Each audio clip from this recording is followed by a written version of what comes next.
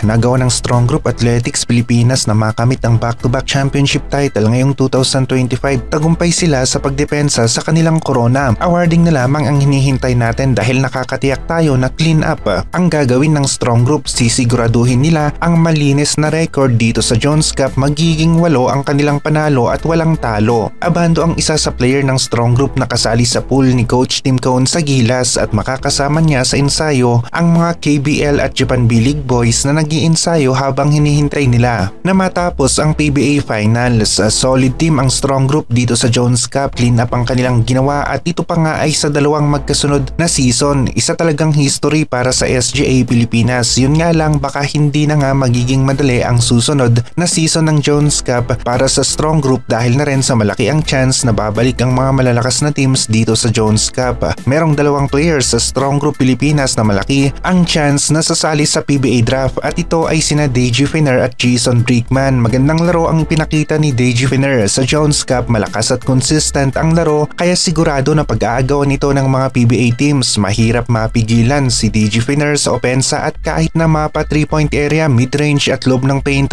mataas ang success rate niya sa pagpuntos. Kagaya na lamang dito, mabilis na biglang pull-up jumper ang kanyang ipinakita. Inside play, tamang hintay lang sa pasa ang kanyang ginawa at maging sa pag-slash sa depensa ng kalaban ay basic lamang ito para kay Deji Finner. Isa si Deji Finner sa magiging top pick kapag natuloy siya na magpa-draft sa PBA. Isa sa aabangan ng mga fans. Palaging malakihang puntos ang ambag ni Deji Finner sa Strong Group. Nasa high level pa rin ang galawan o laro. Sa guard position naman, maaasahan mo itong si Jason Brickman. Solid ang laro sa point guard, shooting guard position. Papataasin rin ang level ng kompetisyon sa guard position sa PBA. Merong galing sa pagpuntos sa 3-point area. Kayang-kaya rin na makalapit sa basket para sa isang layup. Nalulusutan niya ang depensa ng kalaban. Champion na nga ang Strong Group at ang hinihintay na lamang natin ay ang awarding pagkatapos ng laro nila. Nagbukas ng maraming oportunidad para kay Renz Abando ang Jones Cup dahil sa kanyang magandang performance, pero payo lamang sa kanya huwag masyadong maging greedy sa kontrata at baka matulad pa nga kay Mikey Williams na halos hindi na nga makabalik-balik sa hardcourt dahil hindi nagkakasundo sa kontrata. May mga offer dito kay Renz Abando pero wala pa ngang update kung saan siya maglalaro sa 2025-2026 season at alam naman natin na malaki ang nawala sa kanya noong hindi siya nakapaglaro ng isang season. Kahit saan natin tignan, mahirap pa rin nakitain ang ilang milyones kagaya ng kita ni Abando. Gilas, steady naman ang pag-grind sa conditioning nila. Nakita natin ang Japan B-League boys na sina Dwight Ramos at AG Edu na kabilang sa core players natin sa FIBA Asia Cup.